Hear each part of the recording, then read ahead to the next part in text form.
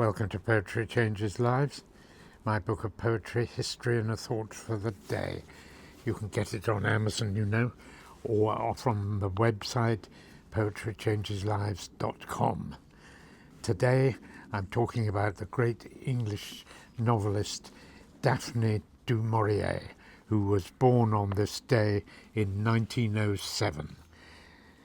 Her books such as Jamaica Inn and Rebecca are still highly regarded today. They're very good reads, excitement, adventure, smuggling and that kind of thing, set in the West Country mainly.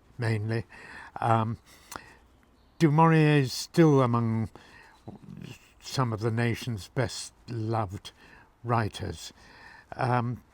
She came from an artistic family and seems to have been a very private person in some ways.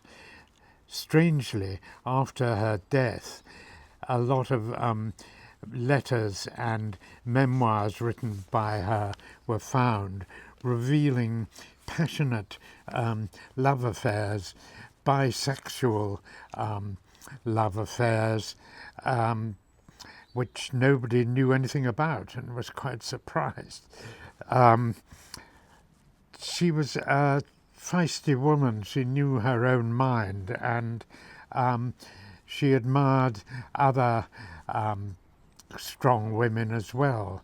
She very much admired the Brontë sisters, those strange, passionate sisters living in a remote part of Yorkshire on the edge of the moors, who wrote those amazing, passionate novels, Wuthering Heights and Jane Eyre, and beautiful, passionate poetry as well.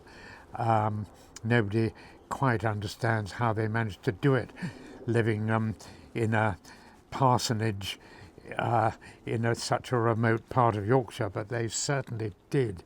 And I'm going to read one of Emily Brontë's lovely poems called No Coward Soul Is Mine, which is full of quiet bravery and faith and devotion to God. And those sisters, they were all facing death at a tragically young age from tuberculosis, and it's very sad, but they were so brave, and their voices speak to us across the decades, the centuries since they died. I love this poem. Here it is. No coward soul is mine, no trembler in the world's storm-troubled sphere. I see heaven's glories shine, and faith shines equal, arming me from fear. O God within my breast, almighty ever-present deity, life that in me hast rest, as I, undying life, have power in thee. Vain are the thousand creeds that move men's hearts, unutterably vain, worthless as withered weeds, or idlest froth upon the boundless main, to waken doubt in one holding so fast by thy infinity, so surely anchored on the steadfast rock of immortality. There is not room for death, nor atom that his might could render void, since thou art being and breath, and what thou art may never be destroyed. So much quiet faith and bravery there.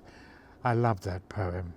Today I will remember that self-improvement is about seeking progress rather than perfection. Thank you for listening.